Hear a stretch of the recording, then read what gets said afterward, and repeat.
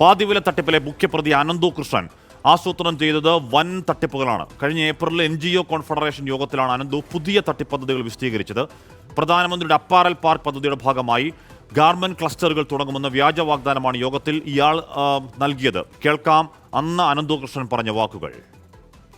ക്ലസ്റ്ററുകൾ തുടങ്ങി നിങ്ങൾക്ക് തുണിത്തരങ്ങൾ എത്തിച്ചു തരും, ആ തുണിത്തരങ്ങൾ തിരികെ മേടിക്കുമെന്നാണ് പറഞ്ഞത്. അപ്പൊ വ്യവസായ യൂണിറ്റ് തുടങ്ങുന്നതിന് വേണ്ടി നിക്ഷേപം നടത്താൻ ആഗ്രഹിച്ചവരുടെ കയ്യിൽ നിന്നുള്ള പൈസയാണ് മുടക്കിയിട്ടുള്ളത്.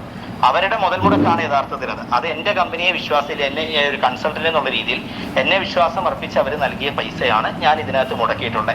ആ ഇൻഡസ്ട്രിയൽ മെഷീനുകളിൽ അവർക്ക് ഇനി തയ്യലിന്റെ പരിശീലനം കൊടുക്കാൻ കഴിയും, തുണിത്തരങ്ങൾ കൊടുക്കാൻ കഴിയും, ക്ലസ്റ്ററുകൾ തുടങ്ങാൻ പോകും. നമ്മൾ 100 ക്ലസ്റ്റർ അനൗൺസ് ചെയ്ത് നടത്താൻ പോകാൻ വേണ്ടിയാണ്. 100 ക്ലസ്റ്ററുകളിലേക്ക് മെറ്റീരിയൽസ് എത്താൻ പോവുകയാണ് അടുത്ത ദിവസം. അപ്പൊ അതിനകത്ത് ഈ NGOs കൂടെ വരുമ്പോൾ അവർക്ക് തയ്ക്കാനുള്ള അവസരമാണ് ഒരുക്കി കൊടുക്കുന്നത്. അങ്ങനെ ഒരു ഗാർമെന്റ് സെക്ടറിലെ അവരുദ്ദേശിച്ചിരിക്കുന്നത്, ഞാൻ അതുകൂടി പറയാം, അവരെ സംബന്ധിച്ച് അവർ ഇൻഡസ്ട്രി തുടങ്ങാൻ പോകുന്നത്, അവരിപ്പോൾ ഇതിനകത്ത് മുടക്കുന്നത് അവർ കരുതിയിരിക്കുന്ന പ്രോജക്റ്റിന്റെ അങ്ങേയറ്റം 10 മുതൽ 15% വരെയുള്ള ഇൻവെസ്റ്റ്മെന്റ് മാത്രമാണ്. അവർ നടത്താൻ പോകുന്ന പ്രോജക്റ്റിന്റെ ടോട്ടൽ ടേൺ ഓവറിൽ ടോട്ടൽ കോസ്റ്റിന്റെ ഒരു 10 മുതൽ 15% വരെയുള്ള ഒരു പ്രാഥമിക നിക്ഷേപം മാത്രമാണ് നമ്മളിലൂടെ നടത്തിയിട്ടുള്ളൂ. പ്രധാനമന്ത്രി പ്രഖ്യാപിച്ചിട്ടുള്ള മെഗാ ഇൻഡസ്ട്രിയൽ പാർക്കുകൾ, അതായത് മെഗാ അപ്പാരൽ പാർക്ക് തമിഴ്നാട്ടിൽ ഒരെണ്ണം വരികയാണ് 1000 ഏക്കറിൽ.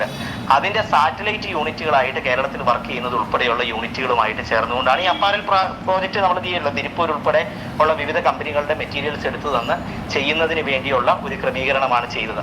അത് ഈ വരും ദിവസങ്ങളിലാണ് ആ കമ്പനികൾ നമ്മുടെ മുമ്പിലേക്ക് റിവീൽ ആവുള്ളൂ. ആ കമ്പനികളെ നമ്മൾ ഒരു ബ്രാൻഡിലേക്കായിരിക്കും കൊണ്ടുവരുന്നത്. ആ രീതിയിലാണ് നമ്മൾ ചെയ്തിട്ടുള്ളത്. തന്റെ പദ്ധതിയിൽ രൂപതകളുടെ സഹായമുണ്ടെന്ന അവകാശവാദവും ഇയാൾ യോഗത്തിൽ നടത്തി. അക്കാര്യവും കേൾക്കാം. എന്നെ അതിനകത്ത് ഒരു 60-ലധികം രൂപതകൾ സഹായിച്ചിട്ടുണ്ട്. പക്ഷെ എനിക്ക് ആ ഓരോ രൂപതയുടെ പേരെടുത്ത് ഇപ്പൊ പറയാൻ വെച്ച് കഴിഞ്ഞാൽ ആ ഓരോ രൂപതയും ചില ക്ലസ്റ്ററുകളിലേക്കുള്ള ഇൻവെസ്റ്റ്മെന്റ് എന്നുള്ള രീതിയിലാണ് ചെയ്തേക്കുന്നത്. ഓരോ രൂപതകളും എന്നെ സഹായിച്ചവരുണ്ട്, വ്യക്തികളുണ്ട്. ആ വ്യക്തികൾക്ക് വേണ്ടി ഞാൻ പ്രോജക്റ്റുകൾ ചെയ്യുന്നുണ്ട്. ഇപ്പൊ ഫുഡ് പാർക്കിൽ ആ രീതിയിലുള്ള പിഗറി പോലെയുള്ള ഹാച്ചറി പോലെയുള്ള പ്രോജക്റ്റുകളിൽ വർക്ക് ചെയ്യുന്നവർക്ക് വേണ്ടിയുള്ള ഒരു പ്രപ്പോസൽ എന്ന രീതിയിലാണ് നമ്മളത് ചെയ്തിട്ടുള്ളത്. ലാപ്ടോപ്പ് നൽകിയത് ഇൻസ്റ്റഗ്രാമിന് ബദൽ പ്ലാറ്റ്ഫോം സൃഷ്ടിക്കാനെന്ന അവകാശവാദവും അന്ന് അനന്തകൃഷ്ണൻ നടത്തി. കേരളത്തിലെ വിദ്യാർത്ഥികളെ ഇതിലൂടെ തട്ടിപ്പിൽ പങ്കാളികളാക്കാനായിരുന്നു അയാളുടെ നീക്കം. അനന്തകൃഷ്ണന്റെ ആ വാക്കുകൾ കൂടി. നിലവിൽ ഇത്രയും കുട്ടികൾക്ക് ലാപ്ടോപ്പ് കൊടുത്തു. ആ കുട്ടികളെ ഞങ്ങൾ കണ്ടിന്യൂസ് ആയിട്ട് ഫോളോ അപ്പ് ചെയ്യുന്നുണ്ട്. അവർക്കുള്ള പരിശീലനങ്ങൾ കൊടുക്കുന്നുണ്ട്. അവരൊരു വോളണ്ടിയർ ഗ്രാം എന്ന് പറയുന്ന ഇൻസ്റ്റാഗ്രാമിന് ബദൽ പോലെയുള്ള ഒരു വോളണ്ടിയർ ഗ്രാം ഞങ്ങൾ ഡെവലപ്പ് ചെയ്തിട്ടുണ്ട്. ആ കുട്ടികൾ നാളെ അത് ചെയ്യാൻ വരുമ്പം ആ ആപ്പിനുള്ളിലേക്ക് ലക്ഷക്കണക്കിന് കുട്ടികളെ ഇൻട്രസ്റ്റ് ചെയ്യുന്ന രീതിയിലുള്ള ആക്ടിവിറ്റീസ് വന്ന് യുവാക്കൾ വരുമ്പോൾ അതിന് വാല്യുവേഷൻ നടത്തി ആ വാല്യുവേഷൻ കഴിഞ്ഞിട്ട് ആ ആപ്പിനെ വിൽക്കണമെന്നാണ് നമ്മുടെ കമ്പനി പ്ലാൻ ചെയ്തിട്ടുള്ളത്. അതൊരു ബിസിനസ്സാണ്. അപ്പൊ അതിനുവേണ്ടി ഫീൽഡിൽ ഇറങ്ങി പണിയെടുക്കുവാൻ കഴിയുന്ന കുട്ടികളെ ജോബ് പോർട്ടലിലേക്ക് സജ്ജമാക്കുക എന്നാണ് ലാപ്ടോപ്പ് കൊടുത്തപ്പം ചെയ്തത്. വിവരങ്ങളുമായി ദിലീപ് കുമാർ ചേരുന്നു. ദിലീപ് കുമാർ, ഇയാളുടെ ഈ കോടികളുടെ തട്ടിപ്പിന്റെ ഇയാളുടെ ഭാഗത്തുള്ള ഇൻവെസ്റ്റ്മെന്റ് ഇയാളുടെ നാക്കാണ്. എന്തും പറഞ്ഞ് കൺവിൻസ് ചെയ്യിക്കാനുള്ള അപാരമായ കഴിവ് ഇയാൾക്കുണ്ടെന്നാണ് അനുഭവസ്ഥർ പറഞ്ഞത്. എന്ന് പറഞ്ഞാൽ ഇപ്പോൾ ഈ പകൽ ഇത് പാതിരാത്രിയാണ് എന്ന് വളരെ ഭംഗിയായി അയാൾ പറഞ്ഞ് സമർപ്പിച്ച ആൾക്കാരെ കുപ്പിയിലടക്കാനുള്ള വല്ലാത്തൊരു കഴിവ് ഇയാൾക്ക് തുടക്കം മുതലേ ഉണ്ടെന്ന് പറയുന്നുണ്ട്. ആ തട്ടിപ്പിന്റെ പരമ്പരയിൽ വരും ദിവസങ്ങളിൽ കൂടുതൽ മാരകമായ തട്ടിപ്പുകളുടെ പ്ലാനിംഗ് ആണ് നമ്മൾ ഈ ശബ്ദങ്ങളിലൂടെ കേട്ടത്. ദിലീപ്. ഹാഷ്മി, പ്രധാനമായും അനന്തകൃഷ്ണൻ്റെ നാക്ക് തന്നെയാണ് ഇതിനെല്ലാം ഈ തട്ടിപ്പിന് ഉപയോഗിച്ചിട്ടുള്ളത്. അത് അനർഗളമായി തന്നെ ഈ തട്ടിപ്പിനെക്കുറിച്ച് അയാൾ എന്തൊക്കെയാണ് ലക്ഷ്യമിടുന്നത് എന്നൊക്കെ അത് കേട്ടിരിക്കുന്നവർക്ക് വിശ്വാസം വരത്തക്ക വിധമാണ് അയാൾ വിവരിക്കുന്നത്. ഇത് NGO കോൺഫെഡറേഷൻ്റെ കഴിഞ്ഞ ഏപ്രിൽ നടന്ന യോഗത്തിൽ അയാൾ നടത്തിയ വിശദീകരണമാണ്. ആ വിശദീകരണത്തിലൂടെ വ്യക്തമാകുന്നത് ഇപ്പോൾ ഈ അനന്തകൃഷ്ണൻ അകത്തായിരുന്നില്ലെങ്കിൽ ഒരുപക്ഷെ ഇതിനേക്കാളൊക്കെ വലിയ തട്ടിപ്പുകളിലേക്ക് ഈ കേരളം സാക്ഷ്യം വഹിക്കുമായിരുന്നു എന്ന നിലയിലാണ് അയാൾ ആ യോഗത്തിൽ വിശദീകരിക്കുന്നത്. താൻ ലക്ഷ്യമിടുന്ന നിരവധി പദ്ധതികൾ, അത് ഗാർമെന്റ് ക്ലസ്റ്ററുകളുണ്ട്, അത് തന്നെ പ്രധാനമന്ത്രിയുടെ മെഗാ അപ്പാരൽ പ്രൊജക്റ്റ് അതിൻ്റെ ഭാഗമായിട്ടാണ് എന്ന നിലയിലാണ് ഇയാൾ ഈ യോഗത്തിൽ വിശദീകരിക്കുന്നത്. വ്യാജമായി ഇത്തരത്തിലുള്ള കാര്യങ്ങൾ ഇയാൾ പറയുന്നുണ്ട്. അത് തിരുപ്പൂരിൽ നിന്ന് തുണികൾ കൊണ്ടുവരിക, ഇവിടെ വിവിധ ക്ലസ്റ്ററുകളിൽ കൊണ്ടുവന്നത് തയ്പ്പിക്കുക, അതിനൊരു ബ്രാൻഡ് നൽകുക, അങ്ങനെയൊക്കെയുള്ള ചില ലക്ഷ്യങ്ങൾ ഉണ്ടായിരുന്നു എന്ന കാര്യമാണ് പറയുന്നത്. അതിനായി ഈ തയ്യൽ മെഷീനുകൾ വാങ്ങിക്കുക, ആ തയ്യൽ മെഷീനുകൾക്ക് വേണ്ടത്ര അതിൻ്റെ പകുതി പണം നൽകുക എന്നതാണ് ഇയാൾ പ്രധാനമായും ഇത്തരത്തിൽ ഈ സംസ്ഥാനത്തുടനീളം വിവിധ യൂണിറ്റുകൾ വഴി അയാൾ നടപ്പാക്കിക്കൊണ്ടിരുന്ന പദ്ധതി. മറ്റൊന്ന്, അയാൾ ഈ വിദ്യാർത്ഥികളെ കൂടി ഈ തട്ടിപ്പിലേക്ക് പങ്കാളിയാക്കാൻ ലക്ഷ്യമിട്ടിരുന്നു എന്നാണ് ഇയാൾ നടത്തിയ വിശദീകരണത്തിൽ നിന്ന് വ്യക്തമാകുന്നത്. അതാകട്ടെ ഇൻസ്റ്റഗ്രാമിന് ബദലായി ഒരു വോളണ്ടിയർ ഗ്രാം തുടങ്ങുക. അതിനുവേണ്ടിയാണ് ഇതിനകം തന്നെ പകുതി വിലയ്ക്ക് ലാപ്ടോപ്പുകൾ നൽകുന്ന പദ്ധതി ആരംഭിച്ചത്. അങ്ങനെ ലാപ്ടോപ്പുകൾ വാങ്ങിച്ച വിദ്യാർത്ഥികൾക്ക് പരിശീലനം നൽകുക, അത് തൊഴിൽ ജോബ് പോർട്ടൽ എന്നൊക്കെയുള്ള നിലയിലേക്ക് അത് മാറ്റുക. അങ്ങനെ അതിലേക്ക് നിരവധി വിദ്യാർത്ഥികളെയും യുവാക്കളെയും ആകർഷിക്കുക. അത് പിന്നീട് ഇതിങ്ങനെ ഒരു ഹിറ്റായി മാറിക്കഴിയുമ്പോൾ വോളണ്ടിയർ ഗ്രാം വിൽക്കുക. ഇതാണ് ഇയാളുടെ നീക്കം, ഇയാളുടെ ലക്ഷ്യം. അത് ആണ് അതിൽ വിശദീകരിക്കുന്നത്. മാത്രമല്ല സംസ്ഥാനത്തെ ഏതാണ്ട് 60ഓളം രൂപതകൾ ഇയാളെ സഹായിച്ചിട്ടുണ്ട് എന്ന് ഇയാൾ ഈ യോഗത്തിൽ പറയുന്നുണ്ട്. അതൊരു പക്ഷേ അവരുടെ രൂപതകളുടെ സന്നദ്ധ സേവന പ്രവർത്തനങ്ങൾക്ക് ആയിരിക്കാം, അതല്ലെങ്കിൽ ഇയാളുടേത് വ്യാജ അവകാശവാദമായിരിക്കാം. ഏതായാലും ഇക്കാര്യത്തിലൊക്കെ വ്യക്തത വരുത്തേണ്ടത് ഇനി അന്വേഷണ സംഘമാണ്. ഒരു കാര്യം വ്യക്തമാണ് ഹാഷ്മി, ഇയാൾ നടത്താനിരുന്നത് വലിയ വലിയ തട്ടിപ്പുകളാണ്. അതിന് മുന്നോടിയായിട്ടാണ് ഈ ചെറിയ ചെറിയ കാര്യങ്ങൾ, ലാപ്ടോപ്പ് നൽകൽ, സ്കൂട്ടർ പകുതി വിലയ്ക്ക് നൽകൽ, അങ്ങനെയൊക്കെയുള്ള ചില മാർഗങ്ങൾ, തയ്യൽ മെഷീനുകൾ പകുതി വിലയ്ക്ക് നൽകൽ തുടങ്ങിയ മാർഗങ്ങൾ അവലംബിച്ചിരുന്നത്. ഇയാൾ ലക്ഷ്യമിട്ടിരുന്നത് വലിയ വലിയ മേഖലകളിലേക്ക്, വലിയ വലിയ തട്ടിപ്പുകളിലേക്കാണ് എന്ന കാര്യമാണ് ഇപ്പോൾ 24-ന് ലഭിച്ചിരിക്കുന്ന ഈ ശബ്ദരേഖയിലൂടെ, 24 പുറത്തുവിട്ടിരിക്കുന്ന ഈ ശബ്ദരേഖയിലൂടെ വ്യക്തമാകുന്നത്.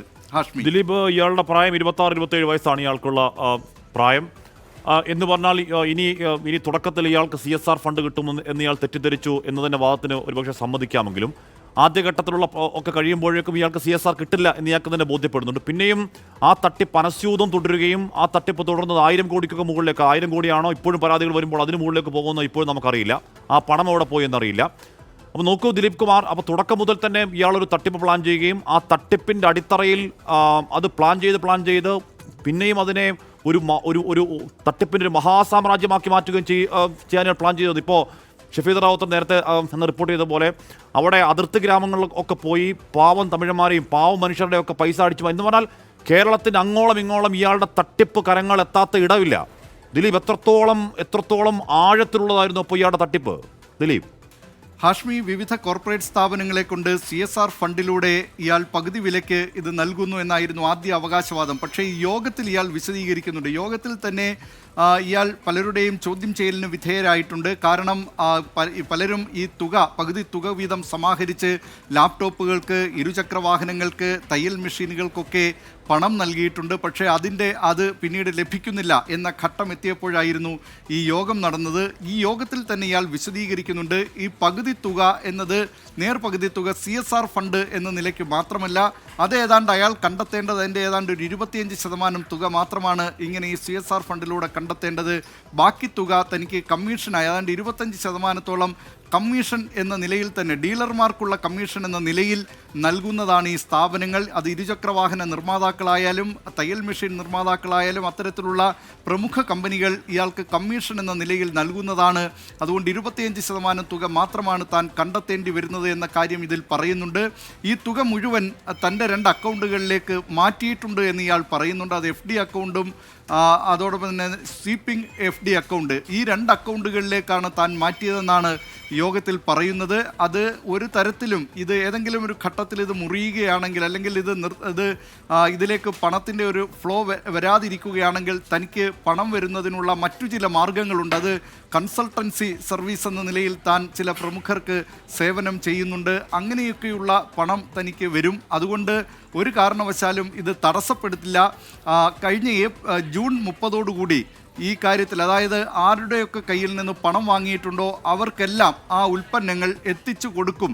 അതിനുശേഷം, അതായത് മറ്റൊരു തീയതിയിലേക്ക് മാറ്റില്ല എന്ന കാര്യവും ഇയാൾ പറയുന്നുണ്ട് ഈ വിശദീകരണത്തിൽ. ഏതായാലും ഇയാൾ ലക്ഷ്യമിട്ടിരുന്നത് ഒരു വലിയ തട്ടിപ്പ് തന്നെയായിരുന്നു. അതിലേക്കുള്ള ചെറുമീനുകൾ മാത്രമായിരുന്നു ഈ പറഞ്ഞ ഇരുചക്ര വാഹനങ്ങൾ, ലാപ്ടോപ്പ് തുടങ്ങിയ തയ്യൽ മെഷീൻ തുടങ്ങിയ കാര്യങ്ങൾ. വലിയ വലിയ തട്ടിപ്പുകൾ ഗാർമെൻറ്റ് ക്ലസ്റ്ററിൻ്റെ പേരിൽ, ഇൻഡസ്ട്രിയൽ യൂണിറ്റുകളുടെ പേരിൽ, അതോടൊപ്പം തന്നെ ഇൻസ്റ്റഗ്രാമിന് ബദലായി വിദ്യാർത്ഥികളെ ലക്ഷ്യമിട്ട് നടത്താനിരുന്ന തട്ടിപ്പ്, അങ്ങനെ വലിയ തട്ടിപ്പുകളായിരുന്നു ഇയാൾ പ്ലാൻ ചെയ്തിരുന്നത് എന്ന് വ്യക്തമാക്കുന്നതാണ് ഇപ്പോൾ 24 പുറത്തുവിടുന്ന അനന്തുകൃഷ്ണന്റെ തന്നെ വാക്കുകൾ. ഹാഷ്മി, വി ദിലീപ് കുമാറാണ് ആ വാർത്തയുടെ വിവരങ്ങൾ നൽകിയത്. എന്ന് പറഞ്ഞാൽ ഇൻസ്റ്റാഗ്രാമിന് ബദലായി, എന്ന് പറഞ്ഞാൽ പാതി വിലയ്ക്ക് ലാപ്ടോപ്പ് കൊടുക്കുന്നു, അതുവഴി ഇൻസ്റ്റാഗ്രാമിന് ബദലായി വോളണ്ടിയർ ഗ്രാം എന്ന് പറയുന്ന മറ്റൊരു സംവിധാനം ഉണ്ടാക്കുന്നു. അതൊരു കാലത്ത് വളർന്ന് ഇൻസ്റ്റാഗ്രാമിന് മുകളിലെത്തുന്നു, അത് വലിയ ഹിറ്റാവുന്നു. അപ്പോഴേക്കും ആ കമ്പനി എന്ന് പറഞ്ഞാൽ ഇൻസ്റ്റാഗ്രാമിന് മുകളിൽ പടർന്നു വന്നിട്ട് നിൽക്കുന്ന വോളണ്ടിയർ ഗ്രാം എന്ന് പറയുന്ന ആ സംരംഭം വിറ്റ് കോടികൾ ഉണ്ടാക്കുന്നു എന്നൊക്കെയുള്ള തട്ടിപ്പുകൾ വളരെ കൺവിൻസിംഗ് ആയി പറഞ്ഞ ആൾക്കാരെ തട്ടിക്കുന്ന അനന്തകൃഷ്ണൻ്റെ പുതിയ ഉടായ്പിൻ്റെ ശബ്ദരേഖയാണ് പ്രേക്ഷകർ കേട്ടത്. പുതിയ ഉടായ്പല്ല, അയാൾ ഈ പറയുന്ന അങ്ങനെ വിശാലമായ ഒരു ദീർഘവീക്ഷണത്തോടു കൂടി തട്ടിപ്പ് പ്ലാൻ ചെയ്തിരുന്നു എന്നതാണ് വ്യക്തമാക്കുന്നത്.